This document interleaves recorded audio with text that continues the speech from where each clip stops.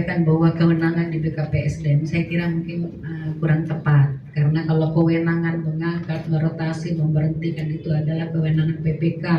Itu PPK itu siapa, bupati, ya itu kewenangan. Sementara BKPSDM itu tugasnya yang mengelola data, memproses segala sesuatunya itu tetap ada pada kewenangan bupati sebagai PPK.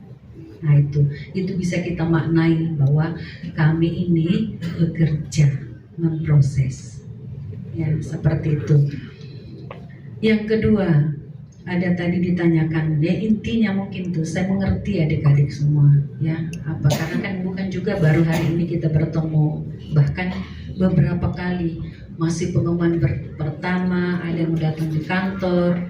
Hari Senin juga ada datang, ada yang sudah menghadap juga ke Bapak Bupati, berkali-kali ke sini juga kan. Nah itu semua ada proses yang sudah dilalui, jadi mungkin saya tidak menyampaikan detail, tapi kata intinya pasti mengatakan, tadi saya tangkap bahwa mengapa tidak diusulkan ya R4. Mohon izin Bapak Ketua Komisi dan Wakil Komisi dan para anggota DPR bahwa teman-teman yang hadir semua ini adalah R4. Begitu ya? Ya R4. R4 itu kondisinya seperti begini. Karena katanya ada yang mengatakan saya sudah belasan tahun, saya sudah sekian tahun, tetapi kategori yang namanya R4 itu adalah non-database. Kalau bahasanya orang BKN, non prioritas. Maaf ya, saya kita kan tadi katanya kita bicara padanya. Non prioritas itu memang di seluruh Indonesia saat ini itu dikembalikan ke daerah. Begitu juga ya, teman-teman tahu ya. Ya. Sesuai dengan kebutuhan dan kondisi daerah. Makanya berbeda-beda di setiap daerah. Ada yang mengusulkan semua, ada yang tidak mengusulkan, sesuai kebutuhan dan kesiapan daerah. Mengapa? Karena pure gaji oleh APBD, oleh daerah. Termasuk database baru waktu. Seperti itu mungkin antara lain pertimbangannya. Di Toraja Utara kita ini adik-adik, setelah konsultasi di eksekutif bahwa HKPD jadi gaji untuk itu sudah 47%. Itu di target 2027 itu harus tinggal 30%. Nah, seperti itu. Jadi kemungkinan pertimbangan inilah salah satu yang diambil oleh pihak ya pimpinan. Mohon maaf tadi saya sampaikan bahwa keputusan itu tidak ada di BKD. BKD itu memproses ya. Nah itu sehingga keputusan pertama itu yang diajukan itu yang bisa diakomodir berdasarkan komunikasi panjang, termasuk dari mohon izin lembaga yang terhormat di sini di awal-awal bahwa kita memikirkan ketika itu adalah yang R3 database seperti itu. Jadi ini tidak ujuk-ujuk hasil ini. R3 kita yang tersisa setelah lulus di tahap pertama dan kedua itu masih ada 620 ternyata. Itu beban APBD. Nah, seperti itu.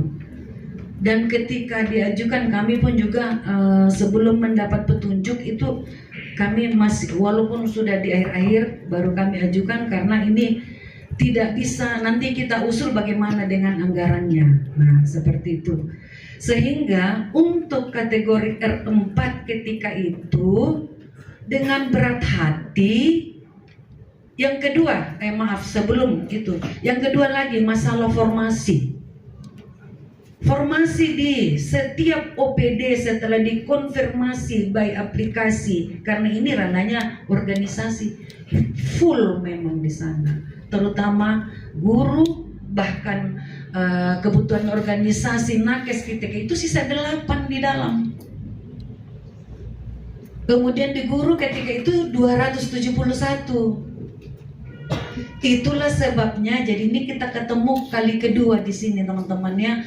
Waktu 2 hari teman-teman datang di sini untuk tetap mau diakomodir di dalam tes kemarin, masih ingat?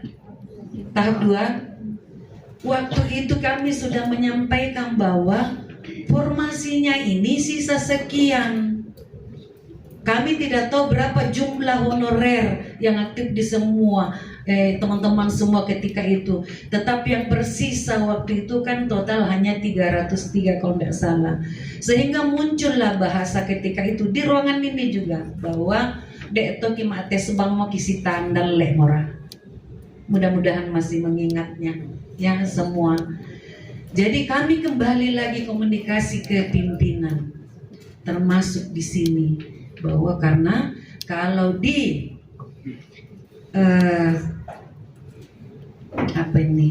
Kepmenpan itu di nomor 16 itu, kalau kita berpikir biar kami ikut tes, karena ada yang mengatakan kalau kita sudah ikut tes maka kita nanti akan jadi masuk paruh waktu.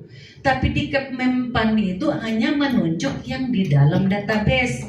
Itulah sebabnya yang di dalam database memang wajib ikut seleksi. Kalau dia, walaupun dia dalam database, kalau tidak ikut seleksi, tidak bisa juga diangkat jadi paruh waktu. Untuk R4 ketika itu belum ada, belum ada arahan bahwa bisa akan diakomodir juga di paruh waktu. Nanti setelah tes terakhir baru ada lagi terbit dari Kemenpan bahwa R4 juga yang masih aktif apabila 2 tahun ikut tes boleh ya, tapi bukan prioritas, itu dikembalikan. Itulah sehingga berbeda-beda tergantung mungkin kebutuhan setiap instansi di setiap daerah. Seperti itu adik-adik. Saya memberikan informasi bahwa di Toraja Utara ini jumlah SDM kita PNS itu di posisi Agustus itu 3.157, P3K sudah 4.606. Nah itu izin. Ini kan yang Ibu jelaskan ini oke lah, bahwa ini kita kelebihan ya. Kenapa kita kelebihan lalu banyak yang ini yang tidak resmi masuk? Mereka dipertanyakan ini. Kenapa yang tidak pernah mengabdi masuk di paruh waktu dengan masuk database? Itu intinya. Nah, jelaskan sama mereka ini apakah masih boleh atau tidak. Setelah kalau tidak boleh ya selesai sudah. Kalau menurut penjelasan Ibu ini sudah tidak ada jalan bagi mereka ini. Ya. Nah, kalau Ibu mau menjelaskan bahwa kita ini seolah beban sudah terlalu berat, memang betul. Tetapi yang kita persoalkan kenapa banyak siluman-siluman yang selalu masuk mengikuti. Ini yang bermasalah, Bu. Jadi seolah Ibu tidak tahu berapa honorer yang ada di Toraja Utara itu. Ini tidak pantas kita sampaikan sama mereka karena tugas BKPSDM itu mendata semua honor yang ada di Toraja Utara itu. Masa Ibu tidak tahu berapa jumlahnya? Pasti tahu ini. Ada datanya semua. Nah, kalau memang ini sudah tidak ada jalan buat mereka, ya katakan bahwa apa boleh buat tidak ada jalan supaya mereka cepat pulang. Kalau terlalu banyak penjelasan lalu tidak ada hasil, tidak ada gunanya juga. Nah, itu karena Ibu menjelaskan, saya saja bingung mendengar, apalagi mereka.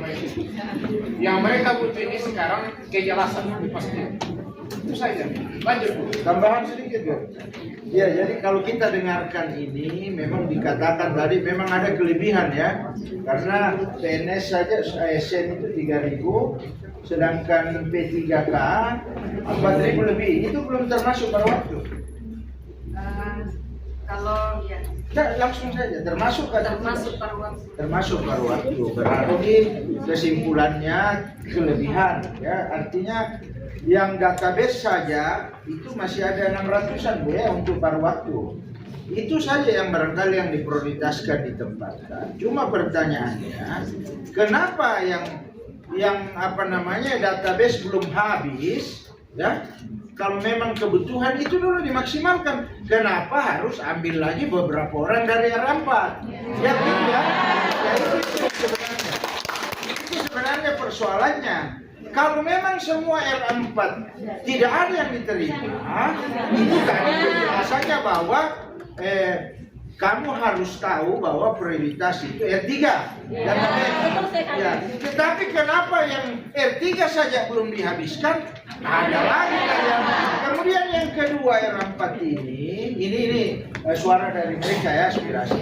Itu juga katanya ada juga yang ditengarai mirip siluman itu, dia tidak pernah aktif dari R4 itu, tapi ada lagi keterangan bahwa itu seperti itu. Tapi sebenarnya intinya, kalau memang R3 belum habis untuk kebutuhan daerah, itu saja dimaksimalkan, jangan lagi terima. Ini mereka yang merasa bahwa tidak adil. Kami yang sudah berapa tahun? 6 tahun, ada yang tidak, cuma barangkali ya anggaplah tidak, dia yang diterima. Itulah yang kemarin dikatakan mungkin ada ordal, ya. Nah itu sih sebenarnya persoalannya. Terima kasih. Kalau begini, sebelum dibukakan, kita kami dulu kan sudah mau menuju ke persoalan poin 4 tadi, bahwa kenapa ada rapat yang lolos pemberkasan di R3 kan sudah kita Pak Ibu Kabar sudah sampai ke situ. Terakhir tadi bahwa tidak ada lagi aturan baru yang mungkin Ibu Kabar sudah dengar dari DKN atau dari Kemenpan bahwa R4 tidak akan terbuang begitu saja. Kan ini yang perlu kita dengar hari ini. Jadi saya mohon Bapak Ibu yang terhormat, tuntaskan dulu penjelasan dari Ibu Kabar, baru kita meminta tambahan penjelasan jika ada yang tidak terlalu jelas buat kita. Silakan Ibu Kabar. Baik, terima kasih Pak Ketua Komisi, terima kasih Pak Wakil Ketua Komisi dan Bapak anggota Dewan yang sama saya hormati. Saya lanjutkan bahwa 620 itu berarti kita sudah menghabiskan database. Seperti itu yang telah kami proses awalnya. Kemudian kenapa ada R4 beberapa puluh ini masuk? Ketika kami sudah final, dan itu pun juga kami masih mengusul, kami disampaikan oleh PPK dengan adanya pengangkut sampah, ya, tunggu dulu, pengangkut sampah yang tidak lulus di tahap 2 kan sudah tidak masuk bekerja, sehingga mungkin ada komunikasi ke pimpinan, maka diakomodir. Setelah itu kami disampaikan bahwa ini yang dari R4 sesuai dengan kebutuhan ini diajukan seperti itu. Maka adalah R4 diajukan dan di dalamnya memang ada beberapa jabatan lain. Jadi bukan kami memutuskan ini, tidak ada kewenangan kami dalam hal ini, tetapi ini adalah disampaikan pimpinan ke kami. Saya kira itu. Lanjut yang kelima tadi sebelum kami memberikan. Yang kelima, izin Bapak Ketua Komisi tentang tindak lanjut R4. Jadi kami untuk saat ini secara resmi pemberitahuan untuk tindak lanjut itu belum ada. Namun kami melihat beberapa komunikasi di dalam grup dan yang lain masih ada wacana-wacana untuk perjuangan-perjuangan di tingkat pusat, Pak. Karena kalau kita kan bagaimanapun itu SSCSN atau akun itu adalah pusat yang punya kewenangan. Tapi kami tidak bisa menjawab bahwa apakah itu bisa atau tidak, tetapi pastinya kita menunggu kebijakan pusat lebih lanjut soal R4. Demikian. Artinya itu yang R4 ini atau paruh waktu kan sudah tutup ya. Kita tinggal tunggu kebijakan kalau ada buka lagi. Ya jadi itu yang harus disampaikan. Cuma mungkin tadi jawabannya karena tadi saya ke belakang, keputusan itu bahwa ada yang diakomodir lagi dari 4 mungkin pimpinan ya.